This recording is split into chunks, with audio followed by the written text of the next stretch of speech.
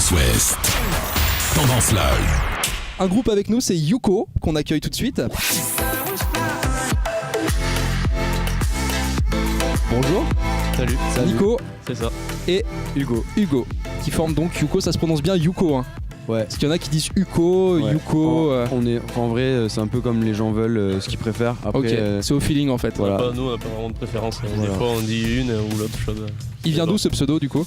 Hugo et Nico, Hugo. Tout simplement. Ouais, Voilà. c'est pas compliqué. Ça fait combien de temps que vous bossez ensemble? Ça fait 1 an et demi, 2 ans. 1 an et demi, 2 ans. Ouais. Et c'est quoi? Qu'est-ce que vous faites comme style? C'est de l'électro? C'est un mélange? C'est quoi exactement?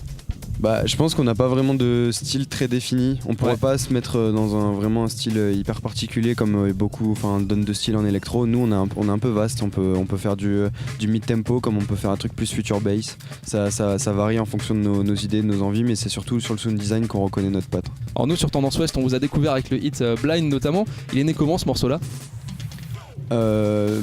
En fait, il est né de, je pense, la rencontre entre nous, une prod qu'on trouvait cool, et le voix de Cozy avec qui on a collaboré. C'est un chanteur qu'on a contacté et le feeling est super bien passé. On est monté à Paris, on a enregistré les voix et ça s'est super bien passé. Ça a donné Blind. Le prochain morceau à découvrir, ou déjà un morceau là à découvrir en ce moment? Un nouveau? Ouais. Can't Get Over You. Ouais. Alors celui-là pareil, il y a une histoire particulière, il y a de la collaboration derrière. Comment il a été créé?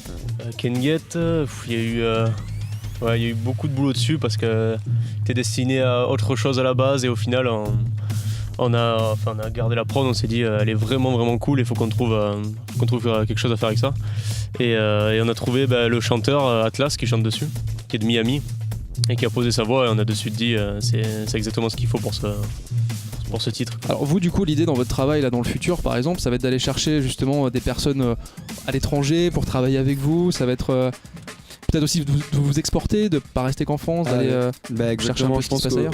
qu'aujourd'hui les projets électro ils sont quand même voués à l'international, plus que par exemple des artistes qui sont sur une chanson française où là c'est peut-être un peu plus compliqué de s'exporter. Dans l'électro on a quand même la chance d'avoir un public assez large qui peut toucher plusieurs pays, plusieurs univers. Du coup oui, forcément c'est hyper intéressant de collaborer avec des artistes à l'étranger.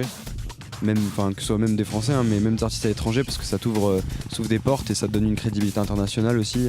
Et puis il y a des super artistes à l'étranger, donc forcément c'est cool de bosser aussi avec des artistes étrangers. Ouais. Après c'est surtout au feeling parce que même sur des plateaux radio comme celui-ci on rencontre des artistes qui nous touchent et après on peut essayer de faire des choses avec eux, quoi. Vous avez déjà commencé à discuter ici en off sur Ouais, des ici, futurs non. projets Pas ou encore. pas Ici, pas encore, ouais, c'est encore trop tôt dans la journée. Mais Comment ça se passe ce soir? Est-ce qu'on peut dire que ce sera un dance floor géant? Est-ce qu'on peut dire que ça va être un peu plus calme? Qu'est-ce que vous allez faire? plutôt un dance floor géant. Ouais. On va faire sauter Cherbourg quoi. Ouais, exactement. Ouais, c'est le but.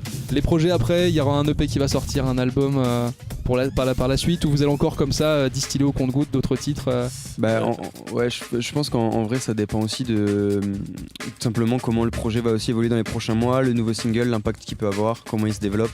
Tout ça après ça va nous aider à aussi à y voir un peu plus clair sur qu'est-ce qu'on fait, parce qu'en soi sortir un EP pour sortir un EP c'est pas forcément tout le temps hyper intéressant. Je pense qu'il faut attendre le bon moment, que ce soit un peu judicieux aussi de le sortir. Donc voilà, nous pour l'instant on prod, on fait de la musique, on est content et on avisera un peu en fonction de comment évolue le projet. Donc on laisse mûrir tout ça et puis on verra plus tard. Merci d'être passé en tout cas à notre micro cet après-midi, on vous laisse vous préparer. Tendance Ouest. Tendance Live.